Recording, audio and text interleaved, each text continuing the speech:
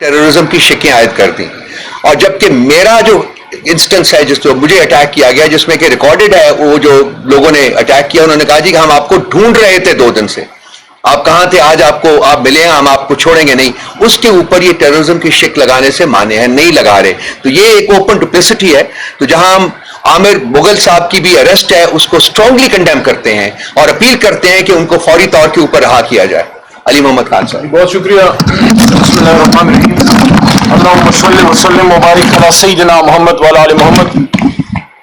मैं भी खौफ नहीं तख्त-ए-दार से, मैं भी मंसूर हूं कह दो अगयार से। क्यों डराते हो ज़िंदा की दीवार से, जुल्म की बात को, जुहल की रात को मैं नहीं मानता। मेरे दोस्तों, मेरे भाइयों, खैबर पख्तूनख्वा हाउस में आपको खुश आमदीद।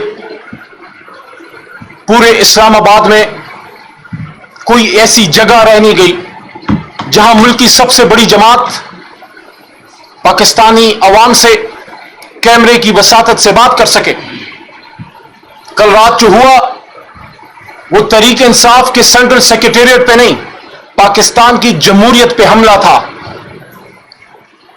सबसे बड़ी जमात के मरकजी दफ्तर पे हमला करने का मतलब समझते हैं आप? इसका मतलब यह है कि पाकिस्तान में सियासत की गुंजाइश खत्म की जा रही है।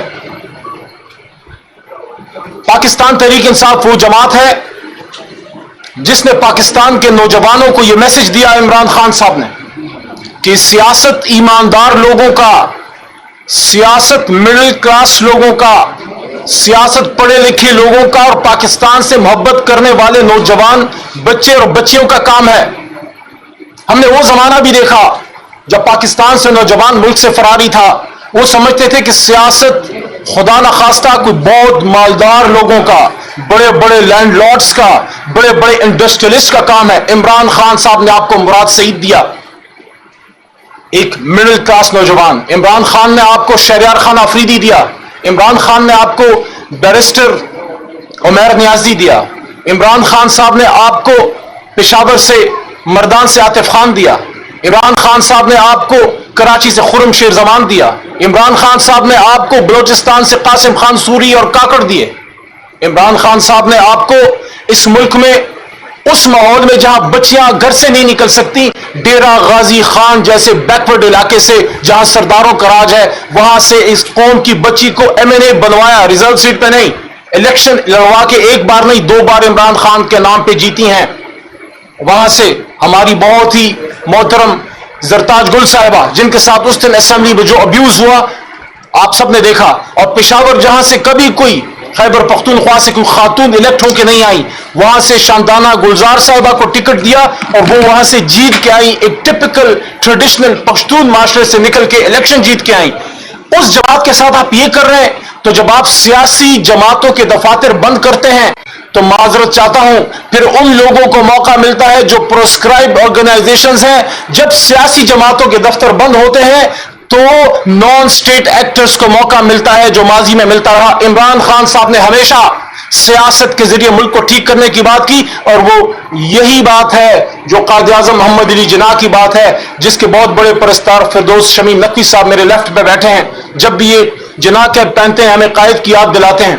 तो मेरे भाइयों और मेरे दोस्तों, कल रात जो हुआ है, आप क्या समझते हैं? इमरान खान साहब का नजरिया और तहरीक इंसाफ का नजरिया एक बिल्डिंग में है?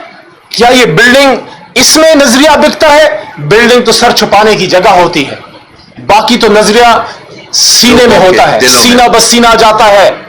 आपने एक बिल्डिंग तो तोड़ दी, 25 करोड़ सीनों के साथ क्या करेंगे? जहां इमरान खान साहब से मोहब्बत की लौ टमटमाती है, जहां इमरान खान साहब बसते हैं और आज से नहीं।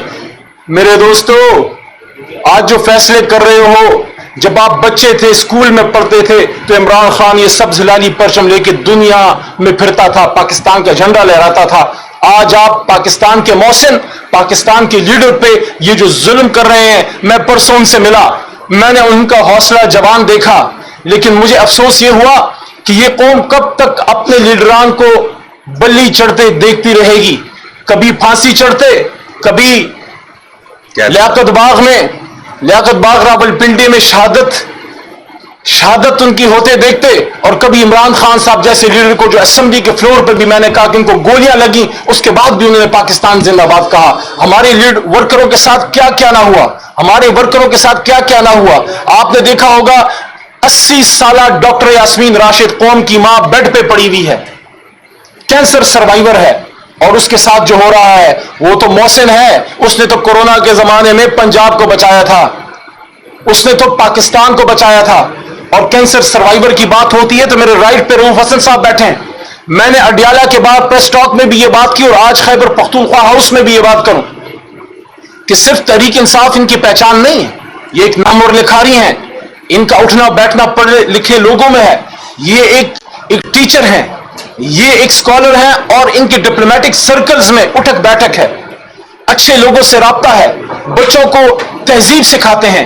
آپ نے ایک کینسر سروائیور، ایک 70+ ایئرز آدمی کے ساتھ جو کیا، آپ سمجھتے ہیں کہ کیا اس کی شہرت پہ اٹیک کر کے آپ ان کو ڈرا دیں گے؟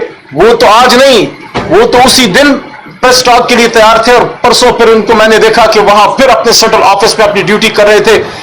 عمران خان صاحب نے جیل میں میرے سامنے جب سپریم کورٹ کے کاغذات پہ دستخط کیے تو عمران خان صاحب نے یہ کہا کہ میں ان پرسن آنا چاہتا ہوں، میں سپریم کورٹ ان پرسن آنا چاہتا ہوں. یہ بات آن ریکارڈ رہے اور میں اس بات کا گواہ ہوں. مجھے نہیں چھوڑا جاتا عمران خان صاحب سے ملنے. اس دن بھی 6.5 گھنٹے انتظار کے بعد مغرب کی اذان کے قریب مجھے چھوڑا گیا، اور میرے سامنے عمران خان صاحب نے یہ بات کی. جب اب یہ میں بات کروں شاید پھر نہ چھوڑا جائے، لیکن میں ہائی کورٹ سے آرڈر لے کے جاؤں گا اپنے لیڈر کے پاس، چاہے جتنے لوگ روکیں. وہاں میں نے عمران خان صاحب کی موجودگی میں یہ بات کی. اڈیالہ جیل کے اندر عدالت میں جو پروسیڈنگ چل رہی تھی کہ خان صاحب یہ آپ کا حق ہے، ایک نیوکلیر، ایک جوہری اسلامی طاقت میں، ایک ملک میں یہ اسٹرینتھ ہونی چاہیے کہ سابق وزیر اعظم کو 40 منٹ کا راستہ ہے اڈیالہ سے سپریم کورٹ، اس کو فل پروٹیکشن دے. اگر یہ کوئی بات کرتا ہے کہ سیکورٹی کنسرنز ہیں، تو کیا سیکورٹی کنسرنز وزیر اعظم پاکستان کو نہیں؟ کیا وہ گھر بیٹھ گئے ہیں؟ کیا سیکورٹی کنسرن سپریم کورٹ کے چیف جسٹس صاحب کو نہیں؟ وہ تو اپنی ڈیوٹی کر رہے ہیں. کیا سیکورٹی کنسرنز آرمی چیف کو نہیں؟ وہ تو اپنی ڈیوٹی کر رہے ہیں. تو پھر مطلب یہ ہوا کہ سیکورٹی کنسرن سب کو ہیں، لیکن پک اینڈ چوز ہے. جہاں حکومت پک کرتی ہے کہ اس کو آپ نے اندر رکھنا ہے، پھر سیکورٹی کا بہانہ، کوئی بہانہ قبول نہیں. عمران خان صاحب کو لانا پڑے گا اور ان کو اسی طرح لائیو سٹریم پہ دکھانا پڑے گا جس طرح آپ اور لوگوں کو لائیو سٹریم پہ دکھاتے ہیں. اگر آپ ایسا نہیں کریں گے تو آپ آرٹیکل 190 کی خلاف ورزی کریں گے، کیونکہ ہر ادارے کو سپریم کورٹ کی ایڈ میں آنا چاہیے. اور چلتے چلتے لگے ہاتھوں یہ بھی کہہ دوں، اس وقت ہم خیبر پختونخوا ہاؤس میں بیٹھے ہیں جو پاکستان کی بنیادی اکائی ہے. مجھے فخر ہے کہ میں خیبر پختونخوا سے ہوں. ہم ڈیموکریٹک لوگ ہیں. پشتونوں نے ووٹ کی طاقت سے پاکستان بنایا تھا، ریفرنڈم کیا. اپنے پرانے لیڈر باچا خان کو، جن سے ان کا پرانا تعلق تھا، اس کو چھوڑ کے قائد اعظم محمد علی جناح کا ساتھ دیا پشتونوں نے. اور سن 47 میں پاکستان جب آزاد ہو رہا تھا، ووٹ کی طاقت سے خیبر پختونخوا پاکستان کا حصہ بنا. مجھے بڑا دکھ ہے کہ SIFC کی میٹنگ میں آپ نے خیبر پختونخوا کے وزیر اعلیٰ جناب علی امین خان گنڈا پور کو نہیں بلایا، یا آپ نے علی امین خان کو نہیں، خیبر پختونخوا کے وزیر اعلیٰ کو نہیں بلایا. آپ کیا میسج دے رہے ہیں ان پشتونوں کو جنہوں نے پاکستان کی خاطر آج بھی قربانیاں دے رہے ہیں، جن کا خون بہ رہا ہے، جن کے گھر لٹ چکے ہیں، جو آپ کی فرسٹ لائن آف ڈیفنس ہوا کرتے تھے. کبھی ٹرائبل بیلٹ میں ہمارے جرری پاک فوج کو جانے کی ضرورت نہیں ہوتی تھی، ہم پشتون ڈیفنس کرتے تھے. لیکن آج حالت یہ ہے کہ پشتونوں کو پاکستان میں جینے کا حق نہیں دیا جا رہا. ہماری قبر سے بھی آواز آئے گی پختونخوا میں کہ پاکستان زندہ باد. لیکن آپ بھی تھوڑی مہربانی فرمائیں، آپ میسج پشاور کو کیا دے رہے ہیں اسلام آباد سے؟ جب SIFC میں آپ خیبر پختونخوا کے وزیر اعلیٰ کو نہیں بلاتے، وہ علی امین خان نہیں ہے، اس کے پیچھے عمران خان ہے، اور عمران خان کے پیچھے 25 کروڑ عوام ہے.